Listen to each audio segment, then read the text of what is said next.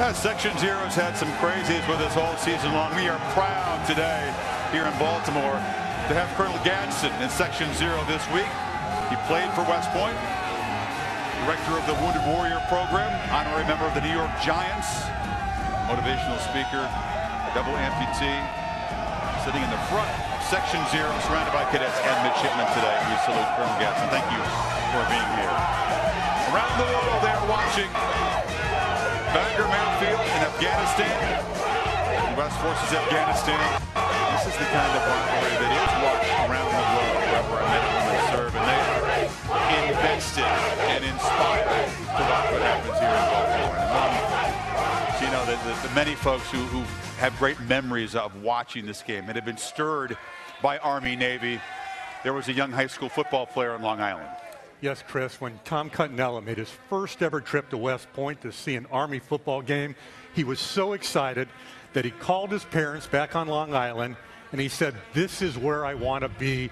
This is what I aspire to." He was 10 years old at the time. Tom was meant for West Point and his path was taking him there. And then several months ago, the path changed.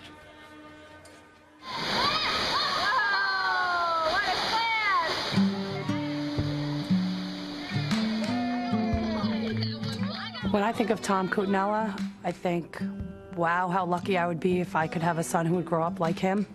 Tom was the best kid I ever met. Nice, Dave! He always did the right thing. He did the right thing when no one was looking. I think of a young man who made a decision at a very young age that he was going to serve and lead. Thomas Cutinella. Everyone, it seemed, loved Tom Cutella. Maybe that's because Tom Cutella loved everyone back. Family. Absolutely. Would be the number one love.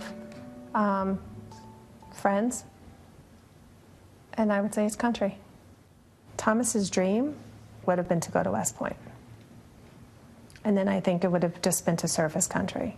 The dream grew stronger as a 16-year-old linebacker and offensive guard began his junior season at Shoreham-Wading River High School. The Wildcats had never won a Long Island championship, but Cutinella wanted to change all that. Tom had called a players-only meeting because he felt we were a talented team and we were a good team, but we were missing something. So, although we had 4 senior captains, the vocal leader 3 days into practice was Tom Cutella. Whatever he said, it worked. Cutinella and the Wildcats won their first 3 games of the season. Then came their October 1st game at John Glenn High School. The Wildcats led 17-12 late in the third quarter. We called a play in which Tom pulls into blocking his opponent. After the play, somebody from upstairs had said down onto the headphones that Danny Hughes, our quarterback, was down. And I said, no, it's Tommy. And that's when we knew something was wrong. I jumped in the car and drove to the hospital and was there with family, with the players, the coaches, until they announced that Tommy had passed. Cutinella had suffered a fatal head injury. Life will never be the same for us. Go!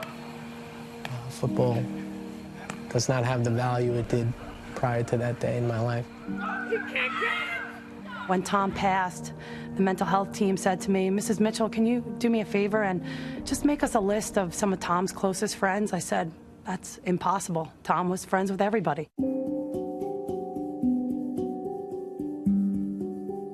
A family grieved. A community mourned. That's when Buddy Gangler, a West Point grad and war veteran, contacted a friend. I called Bob Beretta, who's now the executive athletic director at Army. I said, "Bob, you have to read about this kid. He was destined to go to West Point, and he was taken from us tragically, and our town is destroyed. Is there anything Army can do to help this family?" We can do the minimum, the very minimum, send a jersey and a note, but we can take it to the next level. And I thought, of course, absolutely, we'll do whatever we can. Army coach Jeff Monken took it from the minimum and did much more. He not only sent a jersey, but also an official scholarship offer. He loved West Point. He wanted to be a cadet. He wanted to serve his country. You know, we'd like to offer him a scholarship. But Monken didn't stop there. There was a handwritten letter, too.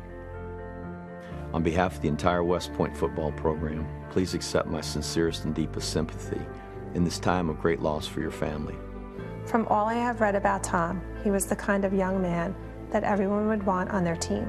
Loving, committed, dedicated, gracious, and service-minded. I understand that Tom had a desire to attend the United States Military Academy.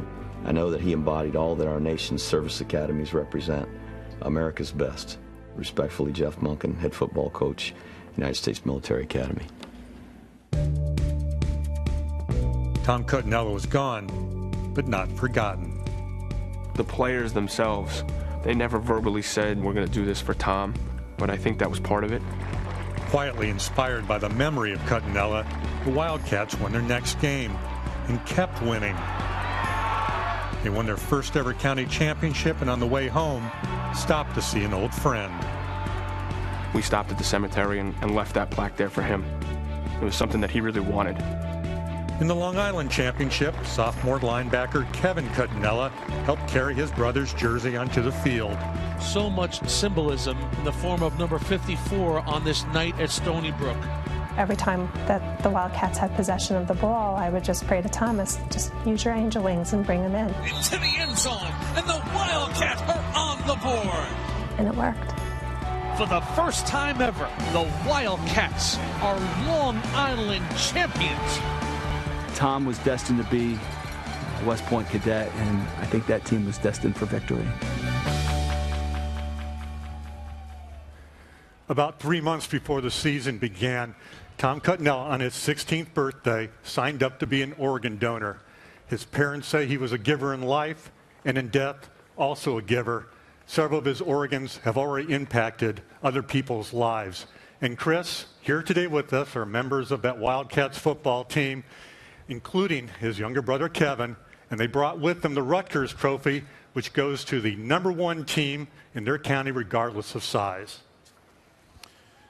Gino, thank you. We thank the Cutinella family for sharing their story, for telling us all what kind of a guy Tom was. And Wildcats, congratulations. We thank you for being here and sharing your story. Guys, there's the trophy right down there. And certainly enjoy the Army-Navy football game today. The Wildcats, all the way from Long Island, our guests, and, of course, guests of Army, the Army-Navy game. Guys, well done.